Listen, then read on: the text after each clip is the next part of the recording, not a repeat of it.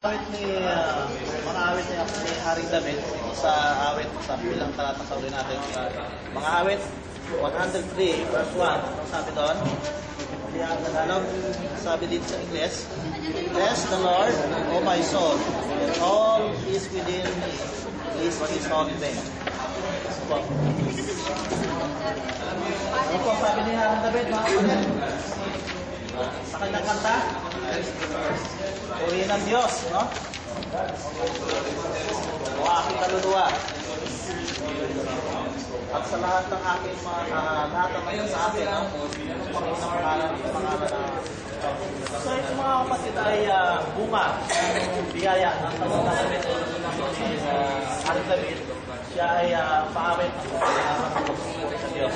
Tayo mga kapatid sa bawat biyaya, bawat dagdag ng sahod na tinatanggap natin sa ating kumpanya, tayo ba ay nakakaalala mo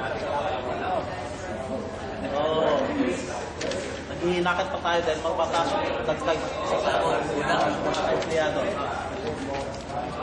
Minsan ay namin ang biyaya natin ang natanggap. Ang nangyari ay nagiging na tayo ng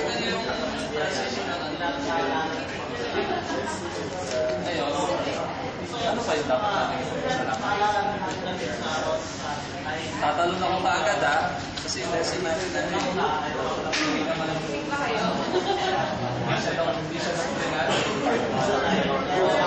Tanong na lang agad. Gusto na tayo mag day by day.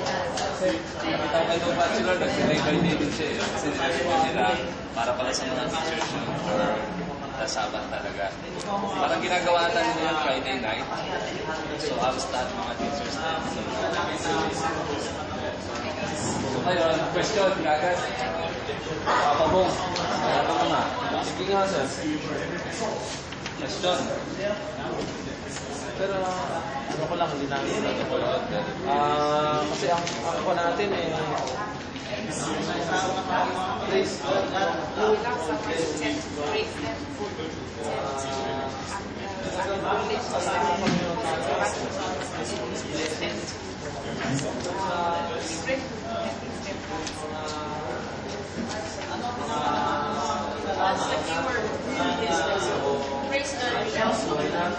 We live here because of we love Him not because of who we are. The song says, we love Him not because of who we are, but who we are. He doesn't see us, whether we turn around or He loves us. He is willing to give His life. It says in the secret, love in the heart improves the chemistry in the body. Love helps the body to make less stress and cause blah blah blah. And more of the beneficial chemicals, especially endorphins.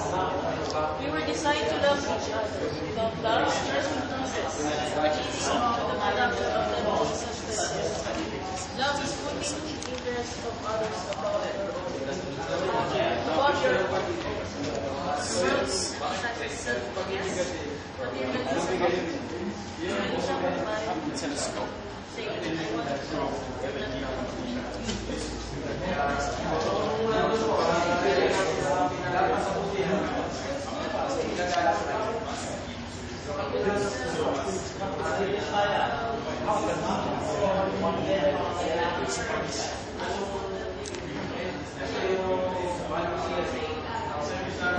Even for example, remember one of Job's friends said, how can you suffer with the influence of God?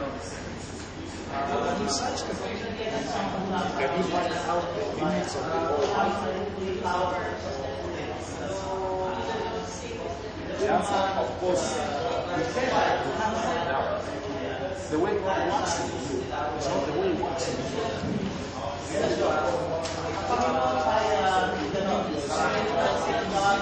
Ginawa niya tayo bilang mga tao ay wala ang isipan niya na ito ay obligasyon niya ng pangangailangan natin. Kundi ito ay ipakita ng hindi at paano niya ginilala ng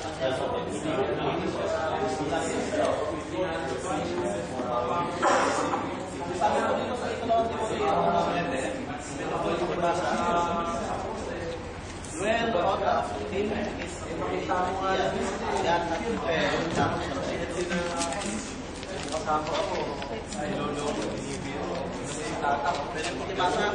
Siya sa gano'n. Walang Timoteo ng 9. Nasiyang sa atin ay nagbisa at sa atin ay tumawag ng isang banal na pagtawag. Hindi ayon sa ating mga gawa, kundi ayon sa kanyang sariling akala at biyaya na ibinigay sa atin kay Kristo Jesus buhat pa ng mga panahong walang hanggan. Kaya gusto ko sa mga katibayan, mga kapatid, na hindi, kumbaga, yung lagi nagkasala na, hindi na obligasyon ng Panginoon eh. Dahil ginawa natin eh. No? Na tayo ay magkasala,